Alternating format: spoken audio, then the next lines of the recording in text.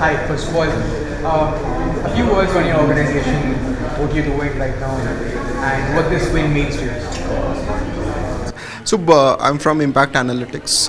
We are actually proudly building retail SaaS software in India for the world, and we aim to be the best in breed in the world. We are the best in breed in our field through an application of very highly scalable cloud computing, artificial intelligence, and customer-oriented design. Right, we are powering millions and billions of decisions as fundamental as pricing, inventory management, assortment management for dozens of global brands across geographies.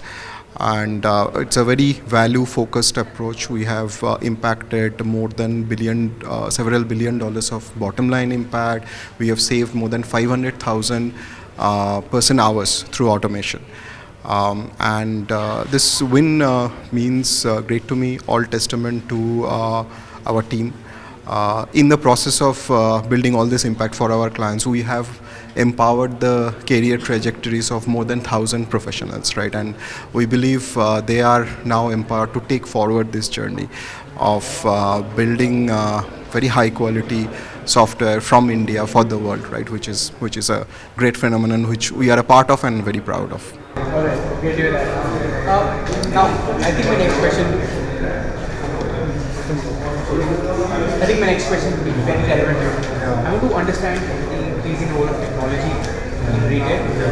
How are retailers adopting technology to make the shopping experience for customers seamless? So there are a couple of themes which are playing out here, right? One of the major themes is omnichannel, right? There has to be a seamless experience across the different channels, right? So the role of technology is very important here. Like, how are you stitching together the journey across the different channels? How are you recognizing the same customer, right? And to enable this seamless omnichannel experience, I think one more thing which is very important is personalization, right? And this is where especially artificial intelligence is very relevant, right? Because when you talk about personalization, it's not a few decisions that you need to make, right? You need to make the decision almost at the level of each consumer, right? So there are thousands or millions of decisions that you need to make. Those decisions, it's not possible for humans to sort of take those decisions. This is where artificial intelligence comes in, right? It can automate that decision making. It can optimize that decision making, right? So that's there. There's also a lot of investment in the shopping experience in store, right? And also, so there's one other thing, right? So, and this is old, right? This is not new, right? Fundamental to the shopping experience is the fact that when you are visiting the store, what you are looking for, that should be there, right? That inventory availability problem, it's an old problem, but this is ever more important, right? Because the customer is also used to the online world where you always have availability, right? So when that customer visits an offline store, that same expectation is here, right? And ensuring these requires very sophisticated inventory management, requires very accurate forecasting. This is where another role of technology is great, especially artificial intelligence. And we are seeing a lot of investment, lot of interest in these aspects. Good to hear that. My next question to you is, so we all know e-commerce is still the go-to place for retailers when we speak of growth opportunities. But recently, social commerce has been pitched as the next big thing, right, in the retail aspect. First of all, I want to understand how true is that? And secondly, in your opinion, what are the growth prospects for retailers in social commerce going forward? Yeah, so I think it's certainly an interesting phenomenon, right? Again, to some extent, I think this social commerce plays to the theme of personalization, right? So because it is an experience that the consumer is also experiencing that, right? The social commerce, there's a certain sort of I mean, certain authenticity that is brought to it, right? It is more experiential. It is talking to you as a consumer, right? You can choose to sort of like follow certain influencers and whom you like, etc., etc., right?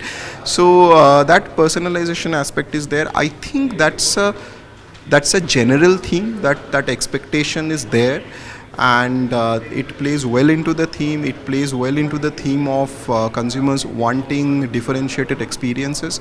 So I think that this will certainly grow, like in some of the emerging markets. I think it is a phenomenon, right? I think in India it's picking up quite a bit, right?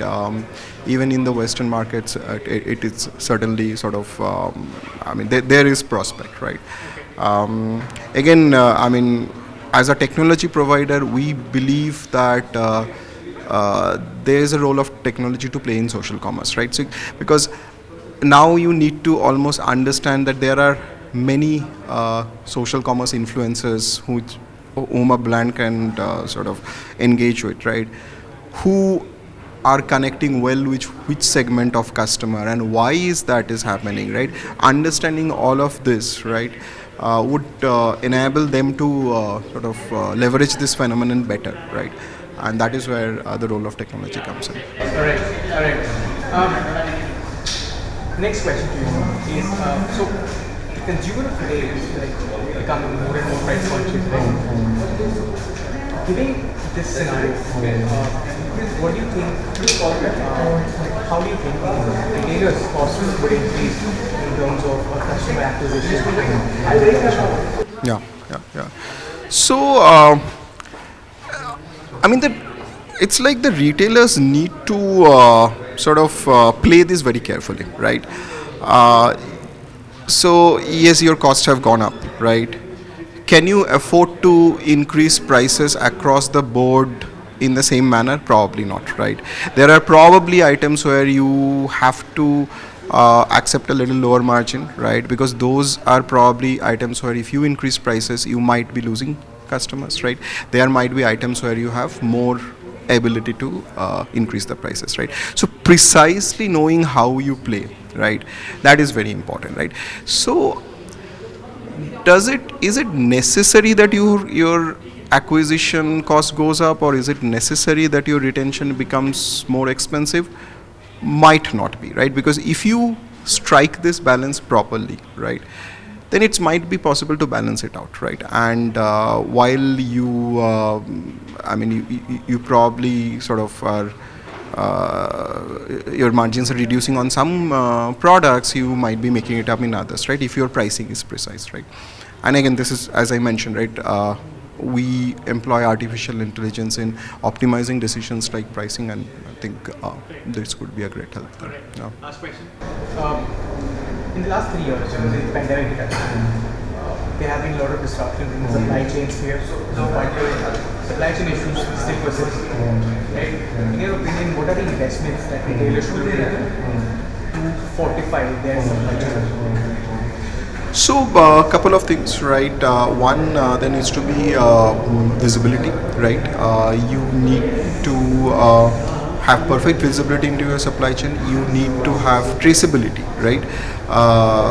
So that you are able to trace the delays, you are able to track the delays, right? You are able to track the disruptions. And then you have to be resilient, right? Resilient and agile, right? So when you sort of the information about a delay comes in, right, how does that propagate through your supply chain, right? What are the decisions that you now need to redesign, right, or redo your decisions and sort of execute it, right? So that is where I think that is where a lot of investment is there. That is about intelligent decision making, right? You need a lot of automation, you need a lot of intelligent decision making, so that you can quickly react to the disruptions which are happening. The disruptions are there, right? You have to be quick to it. Thank you for chatting with us. Pleasure having you here. Thank you. Once again, congratulations. Thank you.